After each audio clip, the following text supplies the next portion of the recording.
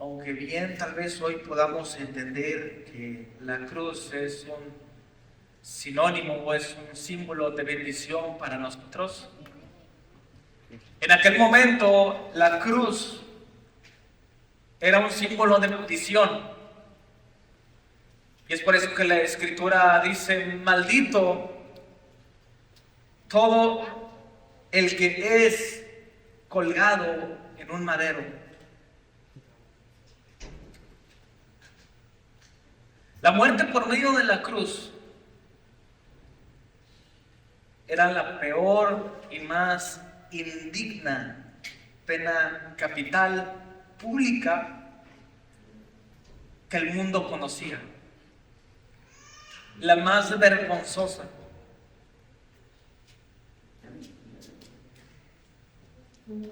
Y el malhechor que estaba colgado en aquel madero tenía que llegar necesariamente a la muerte. Por tal motivo, era necesario que aquel o aquellos hombres que estuviesen colgados les fuesen quebradas las piernas, para que de esa manera todo el peso de su cuerpo cayera, y de esta manera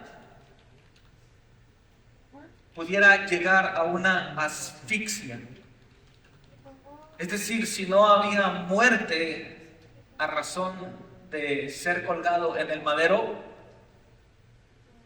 había una asfixia de tal manera que en algún momento tenía que dejar de respirar. Y algunas de las causas de la muerte por aquella situación era la asfixia, un paro cardíaco, una pérdida masiva de sangre, junto con todo aquello, deshidratación. Y todo aquello fue parte del proceso que Jesús pasó en aquella cruz. La advertencia ya estaba escrita. Libro de Isaías, capítulo 53.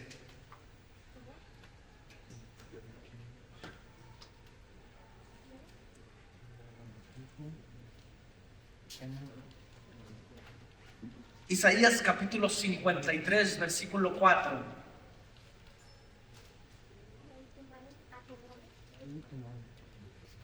La Escritura nos dice: ciertamente llevó Él nuestras enfermedades y sufrió nuestros dolores, y nosotros le tuvimos por azotado y por herido de Dios y abatido. Mas Él herido fue por nuestras rebeliones, molido por nuestros pecados, el castigo de nuestra paz sobre Él, y por su llaga fuimos nosotros curados. Versículo 11.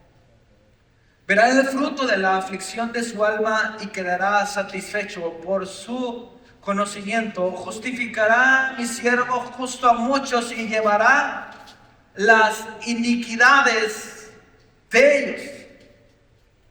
Así que en este pasaje podemos identificar tres conceptos por los cuales Cristo hace un gran sacrificio. La Escritura dice: molido por nuestros pecados, herido por nuestras rebeliones, y llevará, en el versículo 11, y llevará las iniquidades de ellos. En el primer concepto, para que podamos entender la causa, nuevamente la Escritura dice: por nuestras rebeliones. Y una rebelión es una desobediencia a la ley de Dios.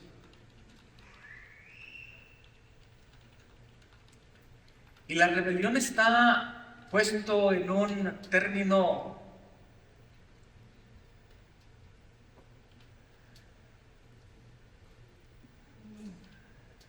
¿cómo llamarlo?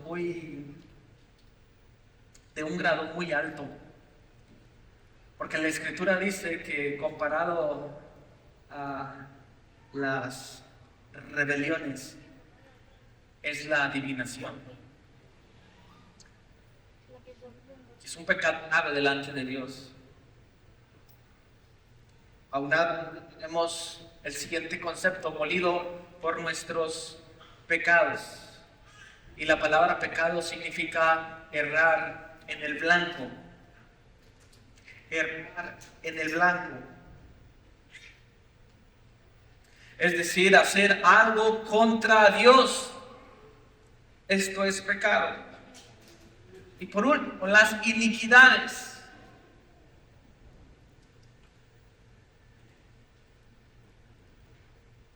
Las iniquidades. Esto quiere decir continuar sin arrepentimiento. A esto se refieren las iniquidades. Es decir, en un proceso de pecado es un proceso continuo de pecado sin arrepentimiento.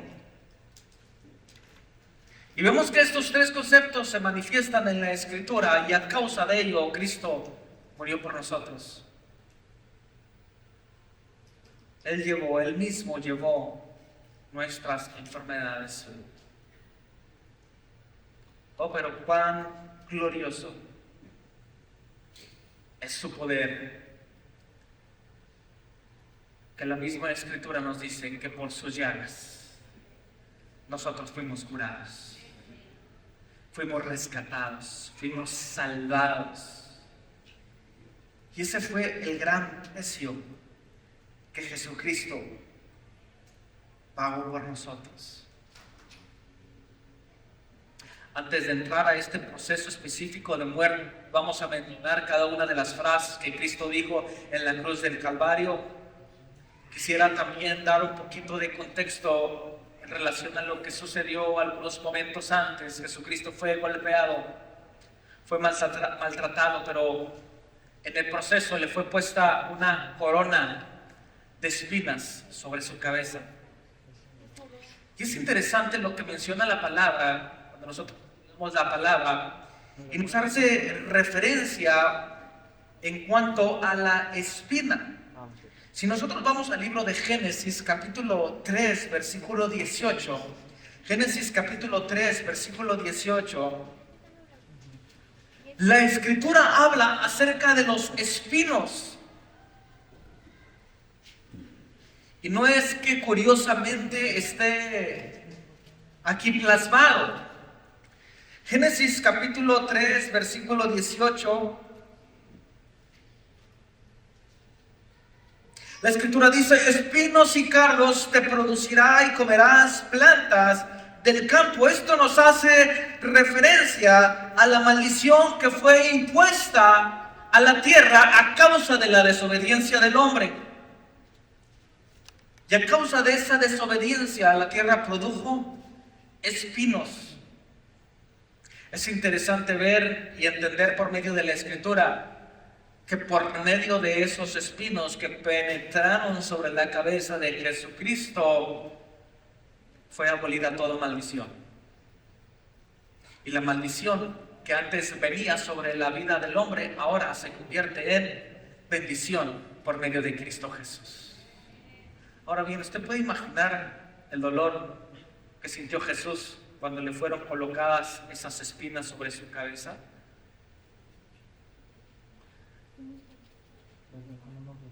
Se dice que las puntas eran un tanto largas, posiblemente hasta 2 pulgadas de largo, 5 o 6 centímetros tal vez, de modo que es muy posible que esas espinas hayan penetrado hasta alguna parte de su cerebro, produciendo heridas graves.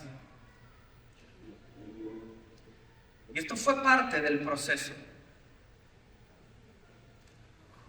Y aún podemos recordar aquel momento donde Jesucristo está sobre la roca, orando al Padre diciendo: Señor, Padre Dios mío, si fuese posible pasar de mí esta copa.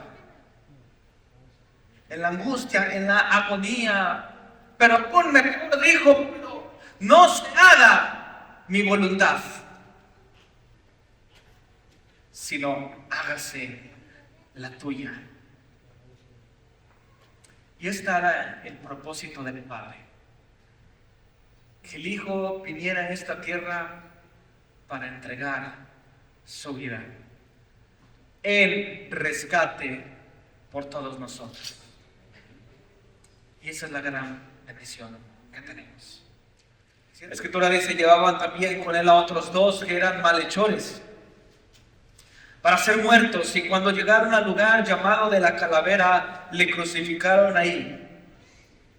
Y a los malhechores, uno a la derecha y otro a la izquierda, y Jesús decía: Padre, perdónalos porque no saben lo que hacen. Y repartieron entre sí sus vestidos, echando suertes. Y el pueblo estaba mirando, y llegó los gobernantes, se burlaban de él, diciendo: a otro salvó, sálvese a sí mismo. Si este es el Cristo, el escogido de Dios. Muchos se burlaban.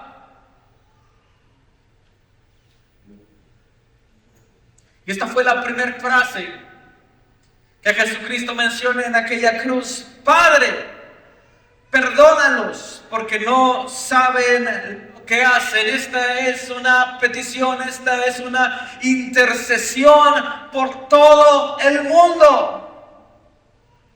Siendo que usted y yo estábamos también envueltos en nuestros delitos y pecados.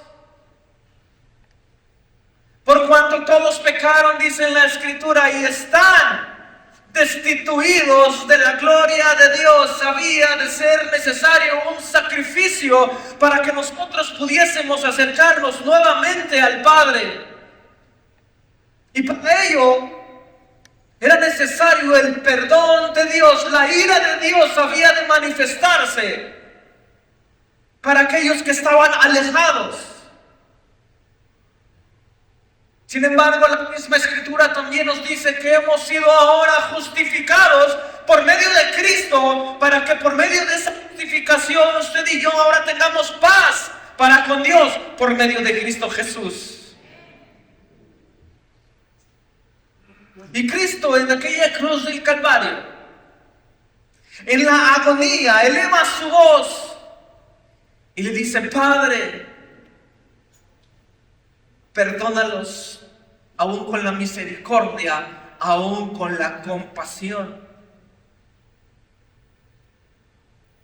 aún con el hecho de que los que estaban ahí presentes le habían golpeado, le habían escupido,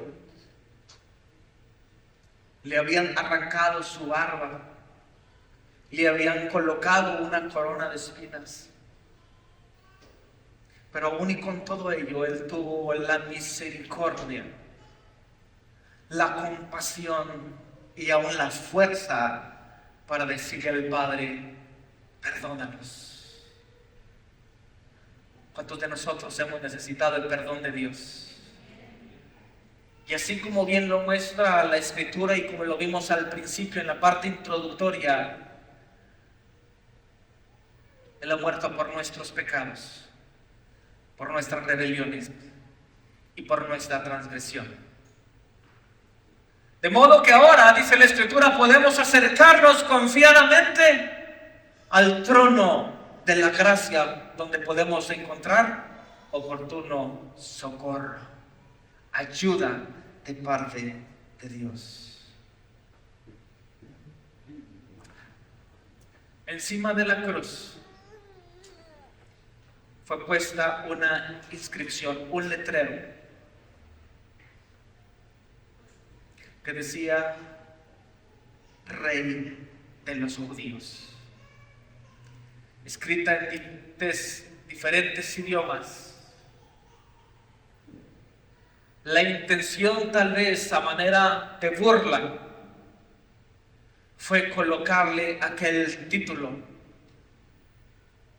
Sin embargo, aquellos hombres no sabían que de manera profética se estaba anunciando y de manera gloriosa se estaba anunciando el reino de nuestro Señor Jesucristo, y que Él vive y reina por la eternidad. Lucas capítulo 23, versículo 39.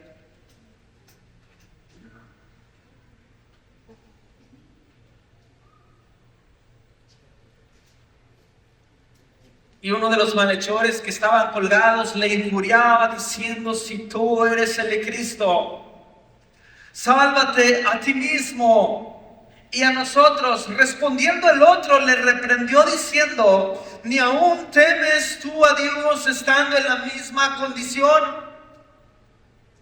condenación?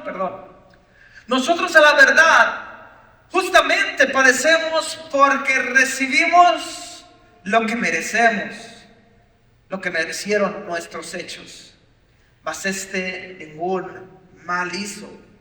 Y dijo Jesús: acuérdate de mí cuando vengas en tu reino. Entonces Jesús le dijo: de cierto te digo que hoy estarás conmigo en el paraíso. De cierto te digo que hoy estarás conmigo en el paraíso. Esta es la segunda frase que podemos ver en aquel momento. La Escritura dice que había dos malhechores junto a él. La tradición los ha mencionado como el malhechor malo y el malhechor bueno, pero la verdad es que no había malhechor bueno. Los dos malhechores eran malos. ¿Por qué causa estaban colgados? Por malos, porque habían cometido delito. Es más, la Escritura nos dice en el libro de Mateo capítulo 27, Mateo capítulo 27, versículo 44.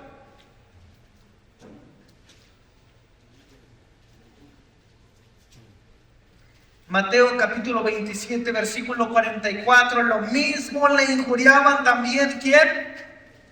Los ladrones que estaban crucificados con él. Es decir, después de un momento de injuria, ambos ladrones, llegó el momento donde uno pudo reconocer quién era el hombre con quien él estaba crucificado. Hermanos, esto es lo que hace una gran diferencia. Aún sabiendo que los dos habían cometido delito, este malhechor le responde al otro en el versículo 40: ¿ni aún temes tú a Dios estando en la misma condenación? Nosotros justamente padecemos porque recibimos lo que merecieron nuestros hechos.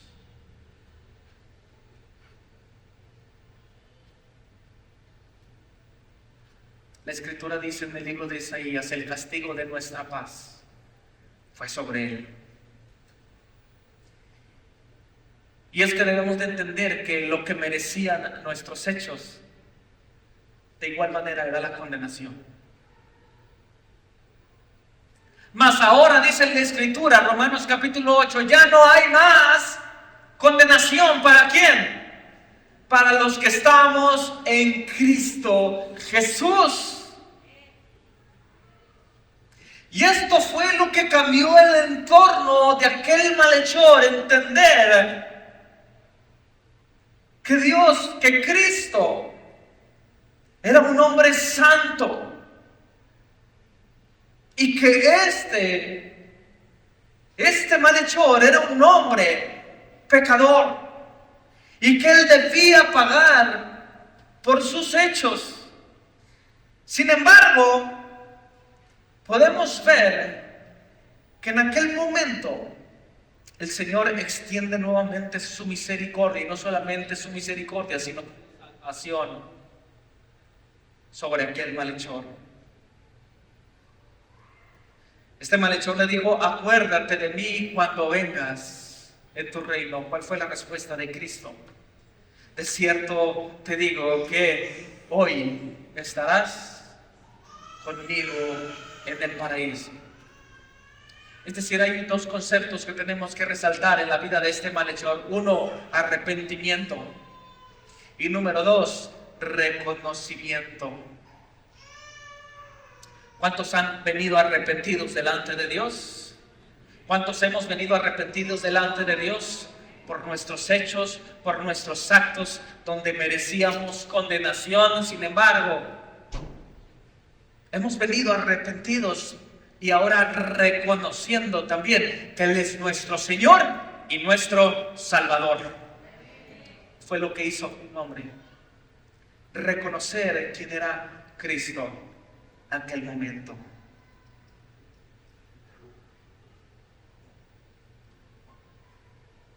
En esta última frase se resalta nuevamente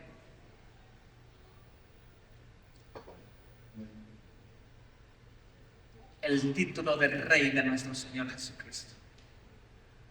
Acuérdate de mí cuando vengas en tu reino. Y en todo reino hay un Rey. Y ahora podemos decir que Jesucristo es nuestro Rey. Juan capítulo 19.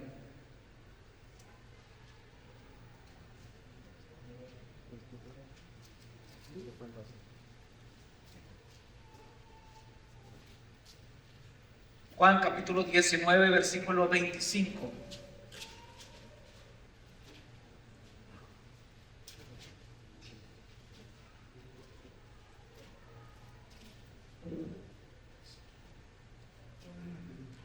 Juan capítulo 19, versículo 25. Estaban junto a la cruz de Jesús su madre y la hermana de su madre, María, mujer de Cleofas, y María Magdalena.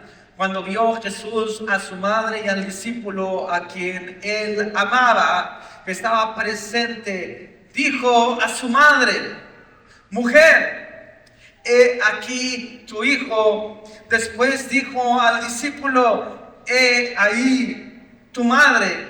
Y desde aquella hora el discípulo la recibió en su casa.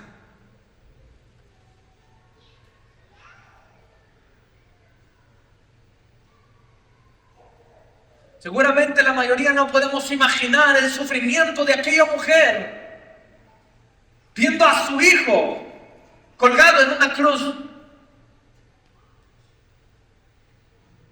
Ver todo el recorrido, ver de qué manera estaba sufriendo.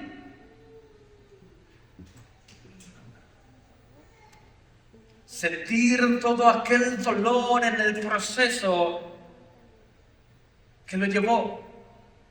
Pero esta palabra es una palabra de aliento para todos nosotros y para decirnos: no estás solo, no estás sola. Tal vez haya posiblemente algunos que hayan pasado por una situación, pudiéramos llamarle desgracia tal vez.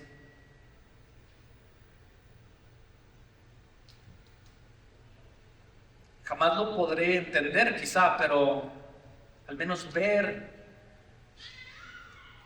el dolor que le causó a mi abuela la pérdida de su hijo, el primogénito, fue una cosa terrible.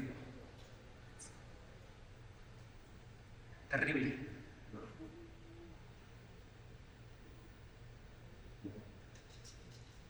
Seguramente esa fue la angustia y todavía aún más que vivió aquella mujer. Pero insisto, Jesús está aquí para decirnos: no estás solo, no estás sola, yo estoy contigo. Y es por eso que le dice: mujer, he ahí tu hijo. Hijo, he ahí tu madre. En una simbología de protección, de abrazo, de cuidado, en ese sentido o en esa relación familiar, maternal o de hijo hacia madre.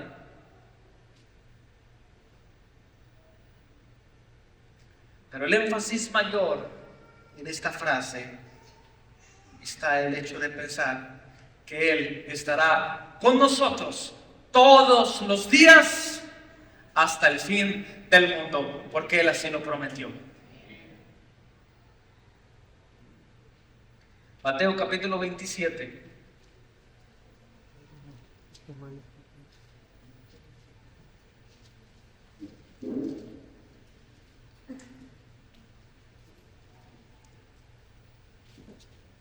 Mateo capítulo 27, versículo 46.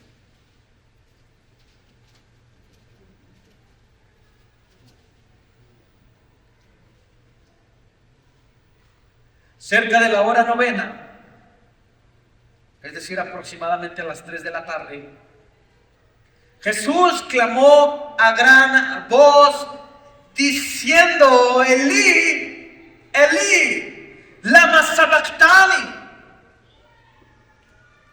Esto es: Dios mío, ¿por qué me has desamparado? Podemos entender, hermanos, el hecho que aún y con todo el sufrimiento y aún y con todo el dolor, Jesús todavía tuvo fuerza para gritar: Dios mío, ¿por qué me has abandonado?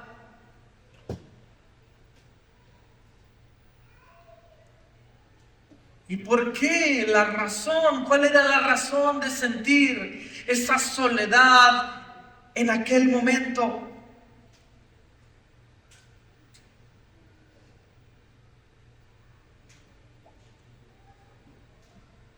Y es que sí podemos pensar en el hecho de que Jesucristo estaba cargando con todos los pecados de la humanidad.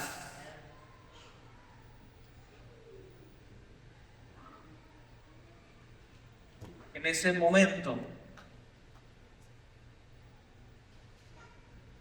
se sintió totalmente abandonado.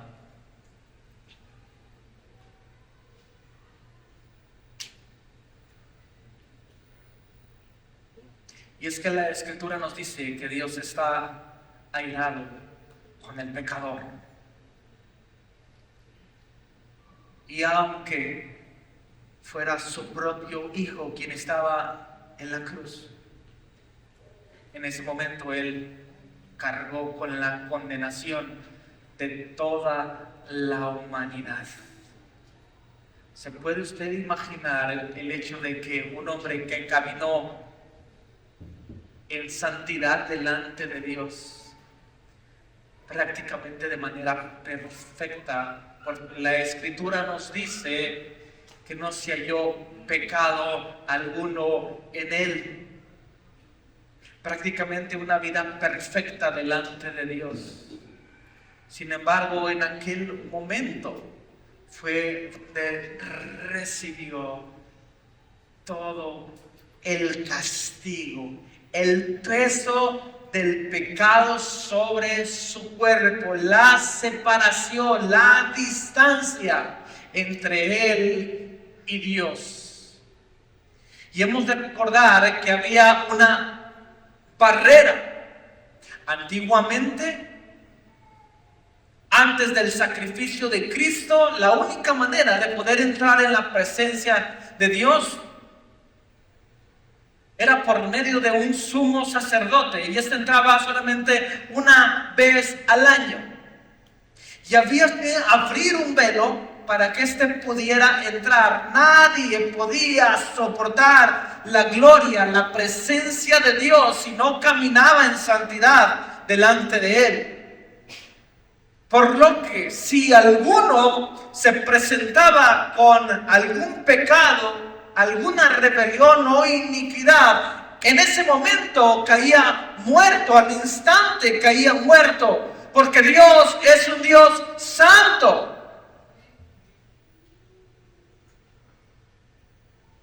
Sin embargo, en aquel momento, comienza a cambiar toda la historia para usted y para mí. En donde cuando no había manera de tener acceso a su presencia por medio de Cristo, tuvimos manera de entrar a su presencia.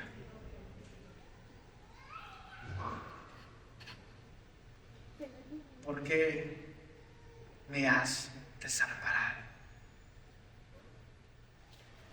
Después de esto, sabiendo Jesús que ya todo estaba consumado, dijo para que la escritura se cumpliese: tengo sed. Y estaba ahí una vasija llena de vinagre. Entonces ellos se empaparon en vinagre en una esponja y poniéndola en un hisopo se la acercaron a la boca.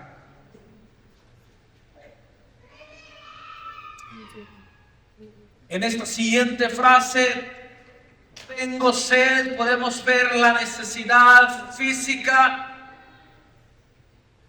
en la que se encontraba aquel Jesús. Aún considerando que tenía una naturaleza 100% divina, también entendemos que tenía una naturaleza 100% humana. Y que todas las necesidades humanas de alguna manera tienen que satisfacerse. Habían pasado ya muchísimas horas. Por lo tanto, llegó el momento donde ante su necesidad Él exclamó diciendo: tengo sed. Y para que se cumpliese la escritura en el libro de los Salmos capítulo 42 y en el libro de los Salmos capítulo 63 podemos ver una expresión de ello, en donde de manera profética también ya se había anunciado. Hermanos, ¿cuántos de nosotros hemos venido con una necesidad delante de Dios? Posiblemente o no necesariamente física, pero cada uno de nosotros venimos delante de Dios con necesidades. Y la más importante es la necesidad espiritual, la necesidad de ser saciados con el agua de vida que solamente Cristo nos puede dar. Hay un pasaje en la escritura donde se acerca una mujer samaritana y le dice: tengo sed, dame de beber. A lo que aquella mujer le responde: si supieses que los samaritanos y los judíos no podemos hablarnos. Pero el Señor le responde: si tú supieses quién te está pidiendo esta agua, tú le darías. Ahora, lo que yo tengo que ofrecer es mucho más de lo que tú me puedes dar, porque tú me das de un agua que puede satisfacer mi necesidad física, pero lo que yo te voy a dar es un agua que va a satisfacer tu necesidad espiritual y va a ser hasta la eternidad. Y esa es la necesidad prioritaria que tenemos cada uno de nosotros.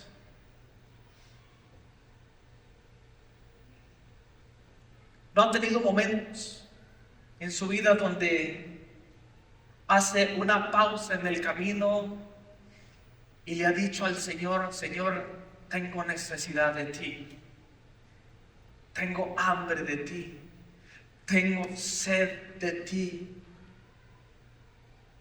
Y eso implica que haya una pasión dentro de nosotros por estar cerca del Maestro.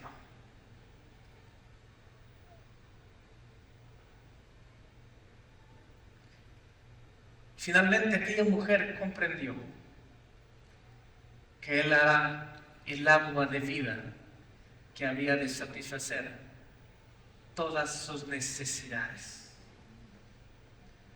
Pensemos nuevamente en esta mujer, una mujer que había tenido 5 maridos y que el que ahora tenía no era su marido. Es decir, si podemos pensar en su necesidad, posiblemente hemos de pensar que en la búsqueda de cada marido estaba buscando satisfacer una diferente necesidad. Posiblemente tenía necesidades económicas, pero también posiblemente tenía necesidades de afecto, necesitaba amor, y lo que no encontraba en un hombre lo buscaba en otro, y lo que no encontraba en el otro lo buscaba en el otro. De manera que en ninguno de los 5 pudo encontrarlo hasta el momento donde tiene aquel encuentro con Jesucristo y se da cuenta que lo único que puede satisfacer su necesidad es Cristo Jesús. Finalmente le dice: ahora yo sé que tú eres el Mesías, el enviado de parte de Dios. Y para llegar a esto es porque la palabra de Dios tiene que revelarse a nuestras vidas por medio de Cristo Jesús. Y ahora entendemos, creo, la mayoría, que Jesús es quien puede satisfacer toda necesidad. Él es nuestra plenitud. Juan capítulo 19, versículo 30, enseguida.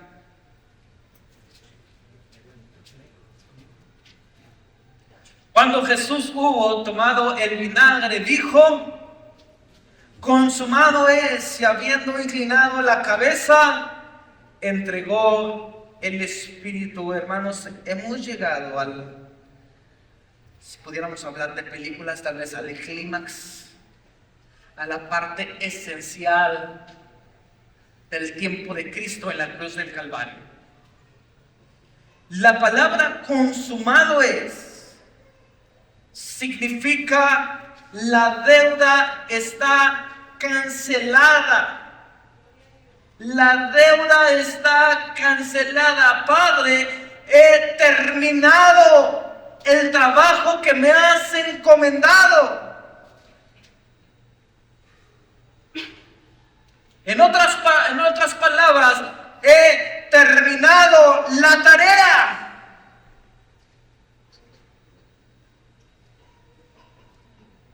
Y es que cuán grande, hermanos, ha sido nuestra deuda. Cuán grande fue la deuda de aquellos hombres, incluso que caminaron con Él. Si hablamos de necesidades, con diferentes necesidades, con diferentes conflictos, hablando acerca de sus propios discípulos, cada uno con caracteres totalmente diferentes, algunos más mansos, algunos arrebatados, pero todos, absolutamente todos, tuvieron la misma necesidad que nosotros. Y esa necesidad es que su deuda, así como la de nosotros, fuese pagada. Y este fue el momento donde prácticamente Cristo de manera gloriosa le está diciendo al Padre: Padre, he cumplido con lo que me mandaste hacer. Ya no hay más para hacer.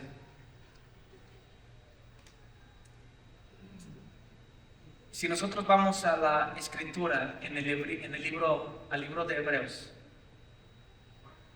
podemos ver cómo el autor a los Hebreos comienza a presentarnos una figura de lo que era el antiguo tabernáculo, en donde todo el tabernáculo, cada pieza estaba hecha por mano de hombres.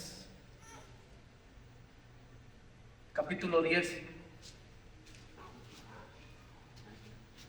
Y para que los hombres pudiesen encontrar el perdón de sus pecados, era necesario sacrificar un cordero. Y en ese sacrificio, derramamiento de sangre, para que por medio de esa sangre fuesen rociados y ese rocío pudiera limpiar. Pero hasta ese momento, en todo lo que encontramos en el Antiguo Testamento, solamente había ser una figura del que había de venir verdaderamente a traer el verdadero perdón. La Escritura dice que el antiguo sacrificio, el antiguo pacto solamente cubría los pecados, no podía perdonarlos, no podía limpiarlos. Pero ahora el nuevo pacto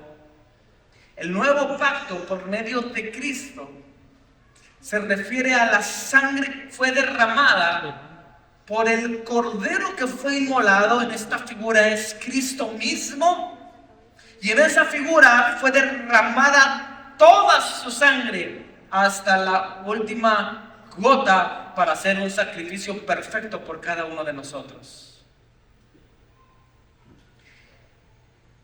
Y de esa manera entender que por su sangre nuestros pecados son perdonados.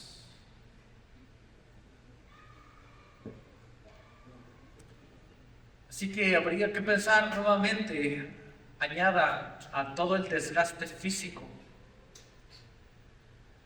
la pérdida de sangre. Prácticamente ya en los últimos momentos sobre aquella cruz. Sin embargo, también con la satisfacción de haber logrado el propósito por el cual Él fue enviado.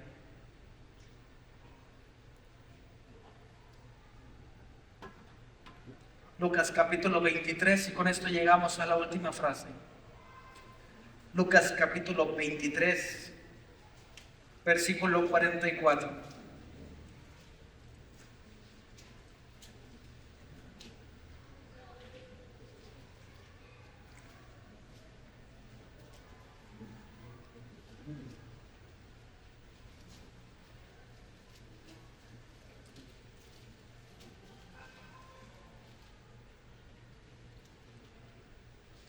Cuando era como la hora sexta, hubo tinieblas sobre toda la tierra hasta la hora novena. Y el sol se oscureció y el velo del templo se rasgó por la mitad. Entonces Jesús, clamando a gran voz, dijo: Padre, en tus manos encomiendo mi espíritu. Y habiendo dicho esto, expiró. Notamos una escena muy particular en aquel momento en donde el sol se oscurece.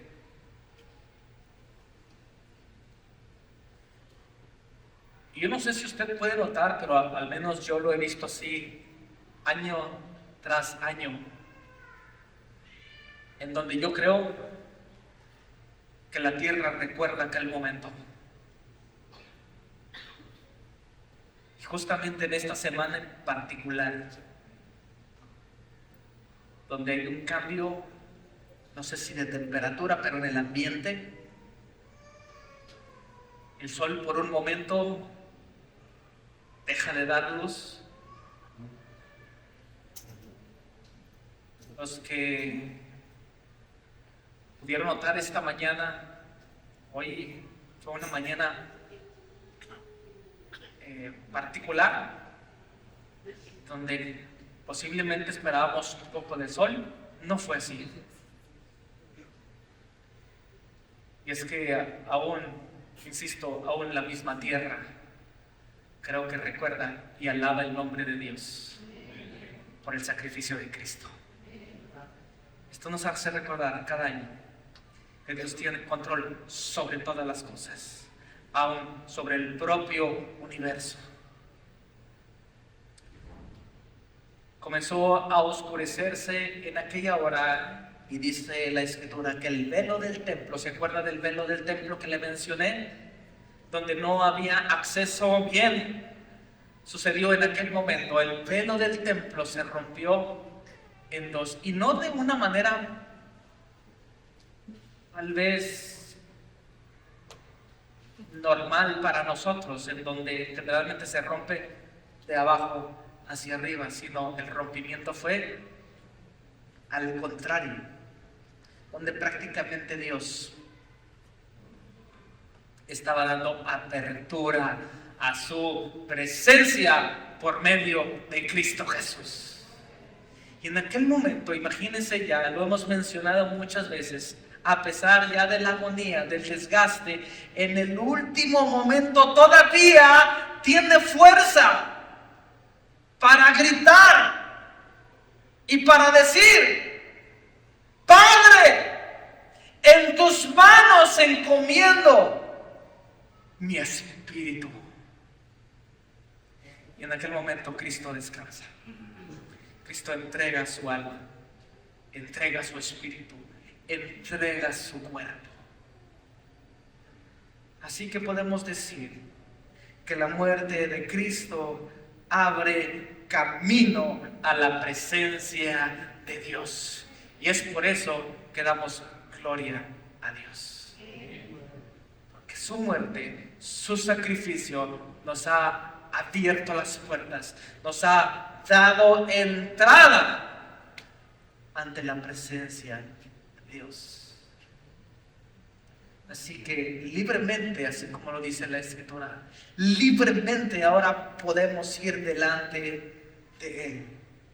Y solamente necesitamos un recurso, solamente un recurso, y ese recurso se llama Cristo Jesús.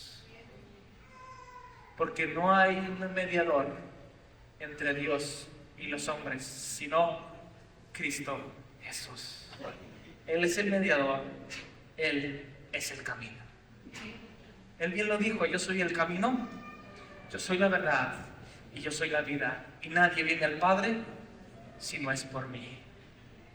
Y es por medio de Cristo que estamos hoy aquí, celebrando su victoria.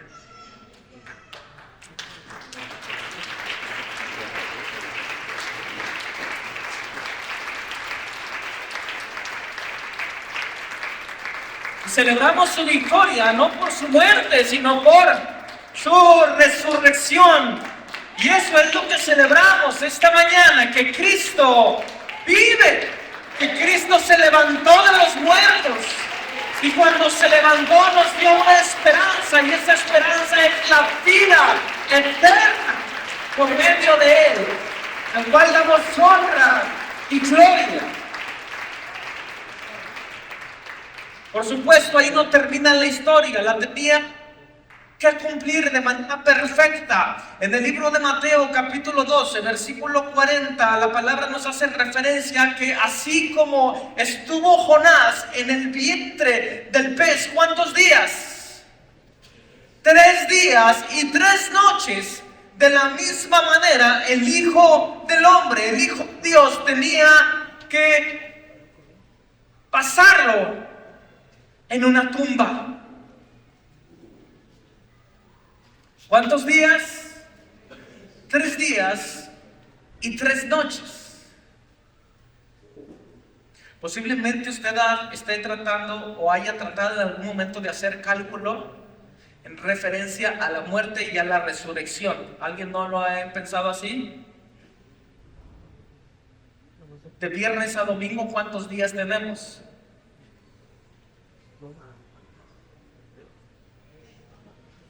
¿Y cuántos días dice la Escritura que estuvo en la tumba? 3 ¿qué? ¿Y 3? ¿Acaso no se cumplió la Escritura? Por supuesto que la Escritura se cumplió. Lo que hemos de entender, que no es momento para estudiarlo y para mencionarlo, tal vez en otra ocasión, es que hoy estamos bajo una tradición de acuerdo a nuestro calendario.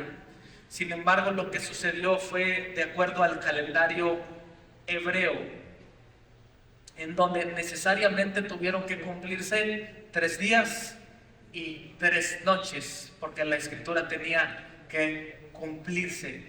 La palabra nos habla acerca de las fiestas, es por eso que interpretamos a nuestros días, o en nuestros días interpretamos el día de reposo como el día sábado. Sin embargo, debemos ir a la Escritura para entender que también había una celebración de una fiesta en particular, que era la fiesta de los panes sin levadura, y a partir de ahí tendríamos que comenzar a contar algunos días. Esto para un estudio que en este momento no voy a contar. Lo importante no es reconocer en este momento si estuvo 1, 2 o 3 días. Nosotros tenemos la seguridad que él tuvo 3 días, pero lo importante no son los días. Lo importante es saber que Cristo murió, y al saber que murió, Él resucitó. ¿Cuántos lo creen así? Y no tenemos duda de eso. En otro tiempo, en otro estudio, les comparto lo que sucedió.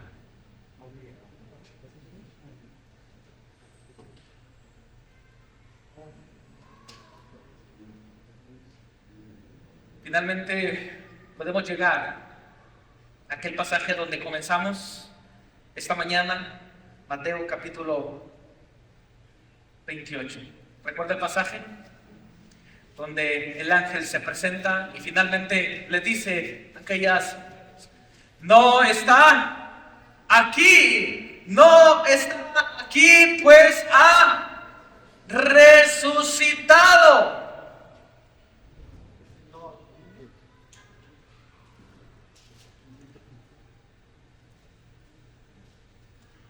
Y ya que estamos en día de resurrección, vamos a cerrar con lo siguiente. Primera de Corintios, capítulo 15.